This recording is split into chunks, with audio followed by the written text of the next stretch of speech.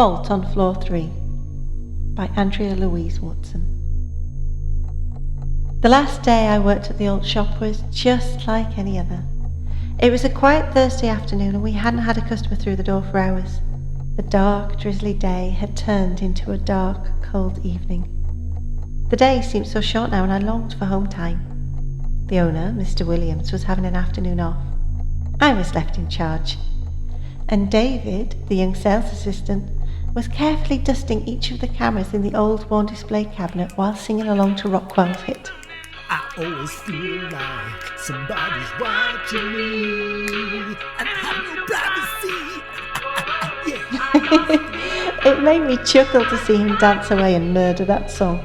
Usually we have to have the radio tuned to classical FM to create the right ambience.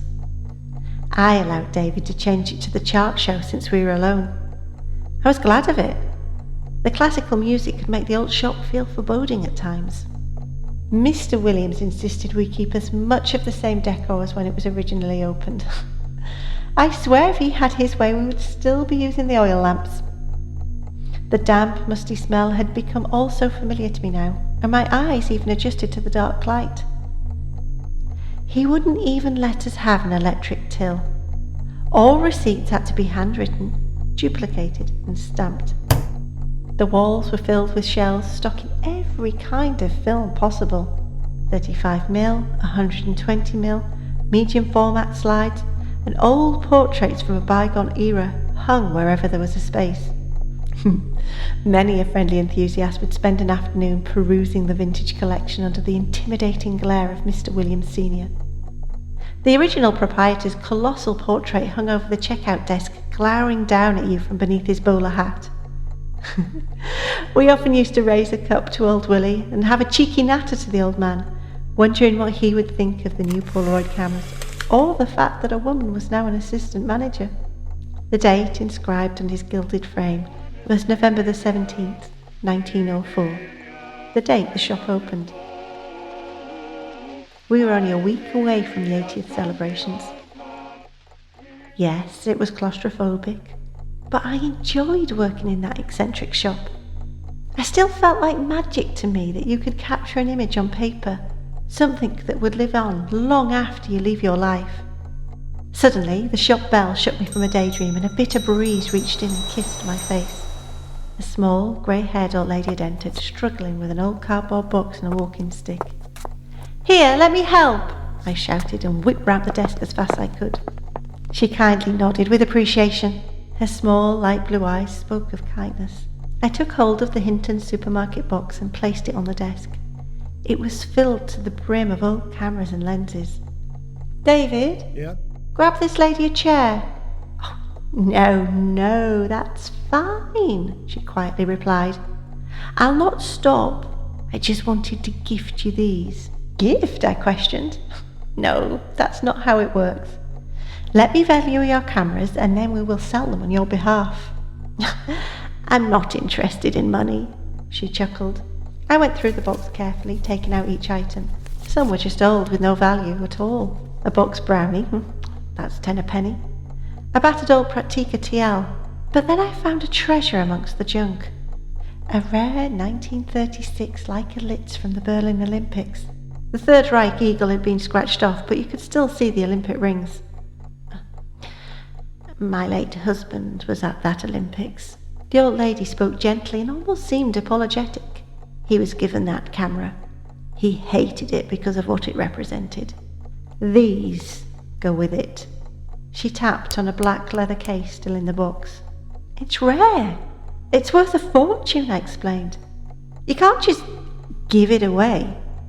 She leant over the desk and whispered, "Tell Mr. Williamson Dora is giving him the malign back. He'll understand. Put them in the safe." I was confused. I put it down to her senior age. "Promise," she barked. "Of course," I reassured her, knowing fine well there was no safe. I walked to the door and opened it for her. The bitter breeze hugged my body again. "I'm just taking the new stock to EJ's," I shouted to David as I picked the box up. He nodded and continued to clean the cabinet. EJ's office was on the 3rd floor of the Victorian shop. He was the in-house repairman. I hated going up the wooden hill to his cell, as I used to call it. The narrow, creaky stairs felt so dangerous. There wasn't even a banister. No light lit the second staircase, making it even more precarious when carrying a box of stock. When EJ was at work, a beam of light would creep under the door to show you the way. No such luck today. He was off too. Inside his small, suffocating office, the guts of old cameras lay in disarray across the desk, and the stench of stale cigarettes clung to the yellow walls. Curiosity got the better of me, and of course I had to take a peek at the binoculars. I switched the table lamp on and carefully removed them from their case. There was nothing spectacular about them. They're in excellent condition, probably from the 30s too, but no reason to keep them in a safe. Wanna go home now? I could hear David downstairs shouting he wanted to go home, so I quickly turned the light off, locked the door and went downstairs to see him out. Thank you, David. I'll see you tomorrow. Yep, see you tomorrow. I locked the door, and the shop was now deathly quiet. I began the ritual of turning the lights off. I was alone in the dark with the streetlights illuminating the sales floor. As I put my coat on, music began to blast through the shop. Oh, blinking heck, David, I tutted aloud. You've left the radio on. I switched it off on my way to set the burglar alarm. I put the key into the unit and turned it. A light started flashing. Vault on floor 3. I stomped up the stairs, angry with myself for not locking the door. As I approached the second staircase, I could see the familiar light from under the door. Great, I've even forgotten to turn the light off, I reproached myself as I entered the horrid cell to turn off the light. I felt a gentle breeze on my neck and I thought it was someone breathing heavily behind me. I shook it off and made my way downstairs. Once again, I put my key into the alarm unit and turned it. I stood in disbelief as the light flashed a foreboding vault on floor 3. I could feel the hairs all over my body stand on end.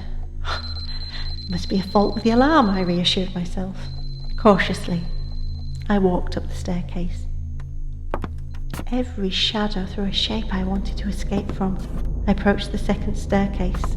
Water welled in my eyes as I stood on the bottom step, looking up at the light from under the door. The door was ajar. I talked to myself as I went up the stairs. I'm tired. I must have imagined turning the light off and locking the door. This time, I'll do it right. Little by little, I pushed the door open. The binoculars were out of the case. I ran to the desk to turn off the lamp. In the pitch black, I swear I heard a snigger. I hurried out of the room, slammed it shut and deliberately locked it. I proceeded to quickly descend the stairs, almost tripping in the darkness. I made my way to the alarm, gingerly turned the key. My heart was beating fast, my palms were wet, my eyes were wide as I read vault on floor 3. I could hardly breathe. Against my better nature, I turned to ascend the stairs yet again, slowly, cautiously, and deliberately, step by step. I walked past the offices and turned into the second staircase. In utter horror, I stood there, shaking, unable to move, as I could see that the light was on and the door was open. I heard a creak on the floorboard and a definite shadow of someone pacing in the cell. Adrenaline kicked in and I sprinted as fast as I could, flying down the stairs 2 steps at a time, stumbling on the bottom treads. As I reached the shop floor, music began to blast around the shop.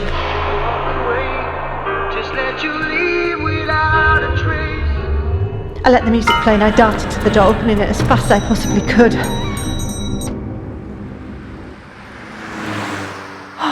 Once outside, I felt safe. My breathing slowed down. I was able to catch my breath in the icy air. I'll call Mr. Williams from home, I thought as I locked the shop door. I walked across the street to my car and took a final look behind me at the shop. I could see the small window from EJ's attic office. A golden glow shone from the room. A male silhouette was at the window looking at me through binoculars. I stood and watched as he lowered them. I could just about make out his face when the car struck me. I flew into the air and felt the crack in my neck when I hit the tarmac. My last day of work started out just like any other, and I'm honoured that they've included my picture on their wall. Now, in the age of digital, I wonder if our little shop will survive past its centenary year. Me and old Willie do not take kindly to the bright lights and electric tills.